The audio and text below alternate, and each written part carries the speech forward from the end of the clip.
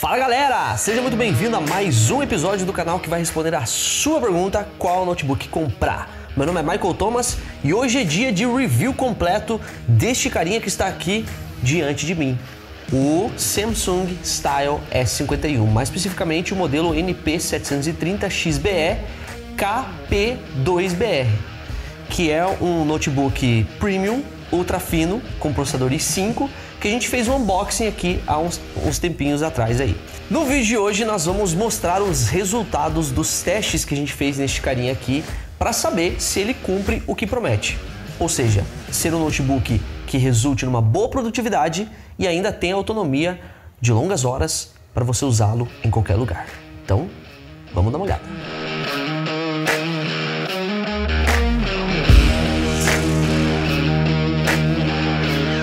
Podemos dizer que este menininho aqui, o Samsung Style S51, vai brigar diretamente com notebooks como o MacBook Air, ZenBook 14 da Asus, Lenovo Yoga S740 e também o Dell Inspiron 13 da série 7000. Então, como vocês podem ver, e já era de se esperar, ele possui esse visual moderno, sóbrio, elegante, clean, né, bem minimalista. E ele é todo feito em metal, nessa cor prata. Ao contrário da maioria dos seus concorrentes, ele é mais quadradinho, como você pode ver, ele não possui tanta curva. E isso é algo que a gente acha bem bacana, mas é claro, é mais uma questão de gosto pessoal. Se você quiser saber mais detalhes sobre essa parte visual do notebook, eu aconselho que você assista o unboxing que a gente fez, porque no unboxing é quando a gente fala sobre os aspectos externos do notebook. Se você quiser conferir esse vídeo, tem um link para você aqui no izinho e também na descrição. Mas em resumo, eu posso afirmar aqui que este não é um material que risca ou deixa manchas muito facilmente, nem marcas de dedo você vê muito facilmente, assim como acontece em outros notebooks pretos, por exemplo. Isso a gente acha um ponto extremamente positivo, já que você vai, ao longo do dia, tirar ele e colocar na mochila várias vezes. Ele tem uma dobradiça bem firme, muito parecida com a do ZenBook 14, só que a gente achou ela um pouco mais pesada do que o necessário. E tem esse problema aqui do imazinho, né? Um imã aqui que dificulta um pouco para abrir. Então, como você pode ver, fica bem fixo, mas na hora de abrir atrapalha um pouquinho. A saída de ar quente fica na dobradiça, né? A gente não gosta muito disso geralmente, mas apesar de ela ser relativamente simples, né? Pequena, única ali, ela deu conta do recado, já que é um notebook que não tem GPU dedicada. Então eu falei isso no unboxing, que nem sempre a saída de ar quente na dobradiça vai ser um problemão. Vai depender do aquecimento do notebook. Como ele é um notebook que não esquenta tanto, essa saída de ar dá conta. Vamos começar falando sobre a tela. É uma tela bem interessante, tem 13.3 polegadas de tamanho, tem resolução Full HD e é do tipo PLS, que é paralelo ao IPS, só que é patenteado pela Samsung. Por ela ser PLS, você não vai ver diferença de cor dependendo do ângulo que você olhar para ela. Então as cores vão se permanecer fiéis. O que vai acontecer, e você já viu aí, deu uma refletida na luz ali, exatamente, ela tem um acabamento brilhante, galera. Isso pode incomodar algumas pessoas que não gostam de telas reflexivas, mas justamente pelo fato dela ser uma tela brilhante, as cores reproduzidas são muito mais vívidas e fiéis. E isso pode agradar pessoas que se interessam por essa fidelidade, como fotógrafos, por exemplo. A fidelidade de cores é de 95% na escala sRGB, e isso também agrada muito. O brilho de 300 nits tem uma boa qualidade, mas em ambientes muito iluminados ainda pode deixar um pouco a desejar. Aqui no canal a gente já analisou notebooks, como por exemplo o Lenovo Yoga S740, que tem um brilho superior. Ele não tem bordas tão finas assim quanto outros notebooks também, e isso faz com que ele pareça um notebook de 14 polegadas, mesmo tendo 13.3 polegadas. Mas não é algo que chega a incomodar. Resumindo, é uma tela de qualidade, muito boa para designers e fotógrafos, só que é importante lembrar que é uma tela pequena, né, galera? Então usar um monitor externo, um segundo monitor, pode ser essencial. Para filmes e séries também vai ter uma qualidade bem interessante. Vamos falar sobre o teclado e o touchpad. Bem, é um teclado do padrão ABNT2, então ele tem o C-cedilha e os acentos que a gente utiliza no português. Ele não vai ter o teclado numérico aqui no lado direito, justamente pelo notebook ser pequeno. Uma única coisa que pode ser um pouquinho diferente do normal é o ponto de interrogação, que fica no W. Então, para você acionar o ponto de interrogação, você segura o Alt GR e tecla o W.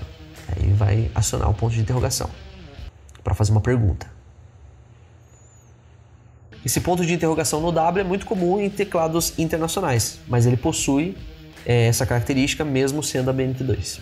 As teclas são relativamente pouco espaçadas uma das outras, mas elas têm um bom espaço em si. Então é uma digitação confortável, são teclas com uma distância de curso bem pequena. Eu achei confortável. Ele não é assim, nossa, silencioso, mas é confortável. Claro que teclado é mais um item que depende muito do gosto pessoal. Teve uma pessoa aqui da equipe que não curtiu muito digitar nesse teclado, mas a maior parte de nós curtiu. Uma coisa que foi reportada aqui também é que a retroiluminação do teclado não liga se você estiver com ele fora da tomada. Isso é uma coisa meio estranha, né? Sei lá. Sobre o touchpad agora, a gente considera que ele tem uma posição bacana, fica bem centralizado, tem um tamanho bom também, tem uma superfície que desliza facilmente o dedo ali e tem uma boa precisão, né? Tem suporte para os drivers de precisão do Windows. Então, a gente acha que o touchpad não deixa nada a desejar. E uma outra coisa interessante que ele possui é o leitor biométrico, que fica bem aqui. E isso serve para te dar uma maior segurança, né? Evita que enxeridos mexam nos seus arquivos. Vamos falar sobre as portas e conexões agora, bem por cima, porque a gente já falou sobre isso no unboxing. A gente vai ter, de um lado, um leitor de micro SD, uma conexão USB 3.0 do tipo A, e aí do outro lado a gente vai ter uma conexão de energia, uma conexão HDMI, mais uma conexão USB 3.0, uma conexão USB-C sem Thunderbolt e uma conexão combo de áudio, fone e microfone. E na parte de conectividade sem fio, a gente vai ter Bluetooth 5.1 e Wi-Fi 5, ou Wi-Fi do tipo AC. Vale lembrar, como você viu, que ele não possui a conexão de rede RJ45, mas isso está ficando cada vez mais comum. Se você quiser utilizar a conexão via cabo para ter uma maior estabilidade, você pode utilizar um adaptador para isso. Bem, vamos falar um pouco mais agora sobre a parte interior dele. Como eu falei, este modelo aqui é o NP730XBE KP2BR, que é um modelo que vem com um processador i5 de 8ª geração. Neste processador vai ter a GPU integrada, que vai ser a UHD Graphics 620. De memória RAM, ele vai ter 8 GB do tipo LPDDR3 e de armazenamento, um SSD de 256 GB. Mas existem outros modelos, outros dois modelos. Tem o mais simples, que é o com o final KP1BR, que vem com i3 de 8ª geração e 4 GB de memória RAM. E o outro, que vai ser o KP3BR, é o modelo que vem com i7 de 8ª geração e também 8 GB de RAM. Com essa configuração, ele se torna um notebook recomendável não só para tarefas de escritório e dia a dia, mas até para algumas edições gráficas, como por exemplo no Photoshop, no Illustrator, no Corel Draw. E você pode até arriscar fazer alguns vídeos, editar alguns vídeos levinhos, bem levinhos, sem muito efeito, de preferência nenhum efeito, isso porque ele não tem GPU dedicada. Mas as pessoas falam, nossa, um notebook com esse preço, sem GPU dedicada, isso é um absurdo. Não é absurdo, né, galera? Ele não é um notebook para ser potente. Um notebook potente é outro tipo de notebook. Ele é um notebook premium.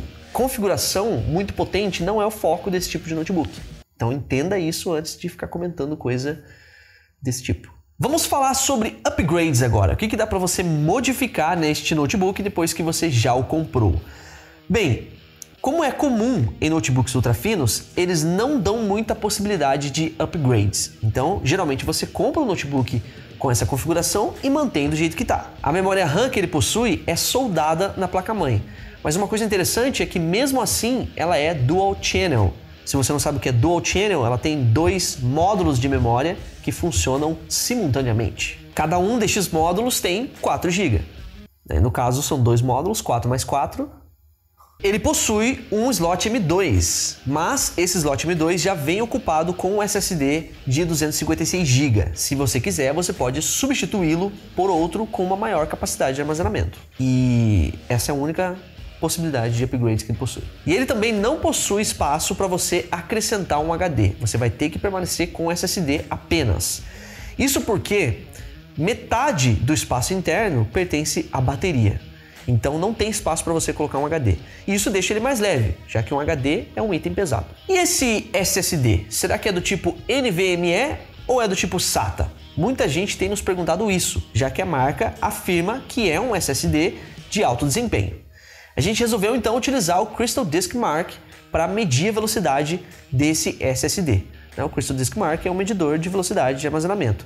E a gente teve um resultado de 558 MB por segundo de leitura e 370 MB por segundo de gravação. E isso é o equivalente a um SSD do tipo SATA 3. Ou seja, ele não é do tipo NVMe. SSDs do tipo NVMe são bem mais rápidos. Se você ainda não sabe o que é isso, a gente tem um vídeo onde a gente explica um pouco melhor sobre SSD M2. Você pode conferir esse vídeo pelo izinho aqui no canto ou então pelos links aqui na descrição. É um vídeo um pouquinho mais antigo, mas ele ainda é muito válido. De qualquer maneira, a gente acha que ele se saiu muito bem. Não chega a ser como o notebook do projeto Athena, da Intel, que inicializa e liga em questão de segundos, mas ele tem uma inicialização bem rápida e uma boa fluidez no geral. Vamos falar sobre o áudio dele agora, que teve resultados bem interessantes. As saídas de som ficam na parte de baixo, então aqui e aqui. A gente achou que tem um bom volume, uma boa definição e reproduz muito bem graves e agudos, apesar de ele ser um notebook compacto. E devo confessar, surpreendeu bastante. Vamos falar agora sobre a bateria, que é um item extremamente importante desse notebook. Vários fatores colaboram para que ele tenha uma boa autonomia de bateria. Um deles é ele não possuir GPU dedicada. O outro é ele ter uma memória low power. Então esse LP antes de DDR3 vem de low power, ou seja, baixo consumo, baixa energia. Outro ponto é que o processador é de série U, que é feito para ser mais econômico mesmo. Então com estes pontos unidos a gente chega a essa autonomia de bateria que ele possui. Além da bateria ocupar também metade do espaço interno, É uma bateria grande. A bateria dele possui 56 watts-hora de potência e em uso mediano pode chegar entre 6 a 7 horas de duração. A gente fez os testes aqui como de costume e os resultados foram os seguintes. No mais alto desempenho, com brilho da tela em 100%, navegação, edição de texto, pacote Office e estudos, a gente teve 5 horas e 20 minutos de duração. No modo melhor bateria, com o brilho em 50% na tela, navegação, edição de texto, pacote Office e estudos, a gente teve 6 horas e 40 minutos. E no modo economia de bateria, com o brilho em 30%, rodando vídeos no YouTube, a gente teve 6 horas de duração. No teste de estresse, no mais alto desempenho, jogando GTA V, a gente conseguiu 1 hora e 30 minutos. Vamos para a parte de desempenho em games. Bem, para começar, ele não é um notebook feito para jogar. Ele é um notebook que não tem GPU dedicada, apenas a GPU integrada ao processador. E para jogar jogos pesados é importante que você tenha essa GPU dedicada. Mas, mesmo assim, a gente fez alguns testes aqui em alguns jogos, justamente para aquelas pessoas que curtem chegar em casa do trabalho e jogar um pouquinho para aliviar o estresse. Mas os jogos que a gente testou foram jogos leves, como por exemplo o FIFA 19. A gente rodou ele em 720p e a gente teve no alto uma média de 11 quadros por segundo com uma mínima de 8 quadros por segundo. No médio, a gente teve 30 quadros por segundo em média e uma mínima de 14 quadros por segundo. E no baixo, 36 quadros por segundo na média e uma mínima de 28. Jogamos também o The Sims 4 em Full HD. No alto, a gente teve uma média de 27 quadros por segundo e uma mínima de 19 quadros por segundo. No médio, a gente teve 29 quadros por segundo em média e uma mínima de 21 quadros por segundo. E no baixo, 55 quadros por segundo com uma mínima de 32. No LOLzinho, o famoso League of Legends em Full HD, a gente teve no alto 76 quadros por segundo na média, no médio 91 quadros por segundo e no baixo 100 quadros por segundo. Sem muita queda de frames. Jogamos também o GTA V em Full HD. No alto a gente teve 5 quadros por segundo em média, o que é praticamente injogável, e uma mínima de 3 quadros por segundo, ou seja, uma apresentação de slide, No médio, a gente teve 10 quadros por segundo na média e uma mínima de 5 quadros por segundo. Também não dá para jogar muito bem. Você vai precisar deixar no baixo para você ter aí uma média de 20 quadros por segundo com uma mínima de 15 quadros por segundo. para você conseguir jogar melhor este game, é melhor você baixar a resolução para 720p. Aí sim, você vai conseguir uma diversão melhor. No game CSGO, em 1080p, a gente teve no alto uma média de 22 quadros por segundo, com mínima de 12. No médio, 33 quadros por segundo, com uma mínima de 13. E no baixo, 37 com uma mínima de 14. Jogamos ainda o PUBG Lite, também em Full HD. No alto a gente teve 34 quadros por segundo com uma mínima de 16, no médio 36 com uma mínima de 20 e no baixo 40 com uma mínima de 25. E por último, a gente jogou o famoso Fortnite, com uma resolução Full HD também.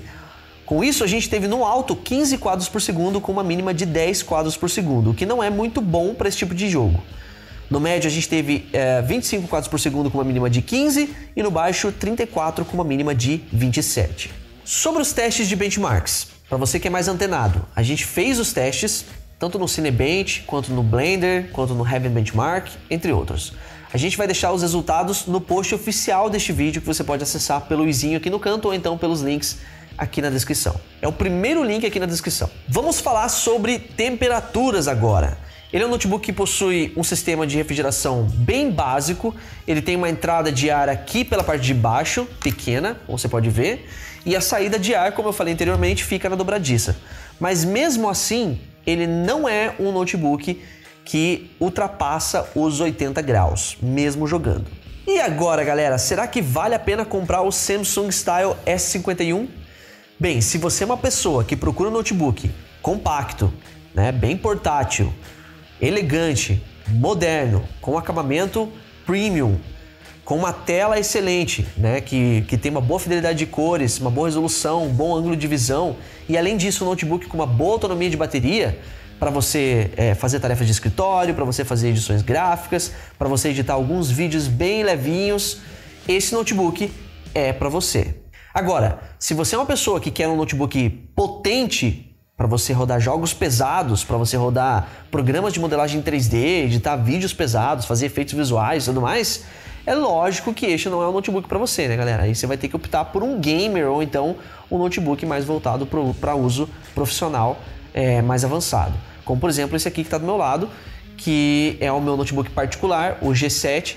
Ele sim é um notebook que é mais voltado para tarefas mais pesadas. Esse aqui tem outro uso, né, galera? Dentre os seus concorrentes que possuem tamanho semelhante, ele vai ficar muito mais próximo ali do MacBook Air e do ZenBook 14, que também possuem GPU integrada.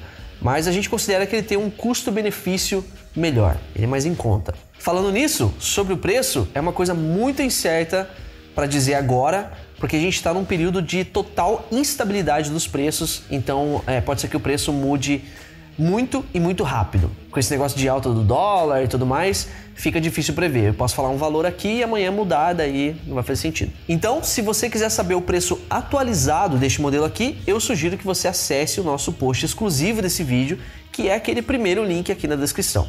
Ali, daí, a gente vai conseguir ficar atualizando conforme o preço for mudando. Fica muito mais fácil para você. Entre aqueles outros notebooks que eu citei anteriormente, ele acaba sendo uma das opções mais baratas. Isso quando você acha ele em estoque.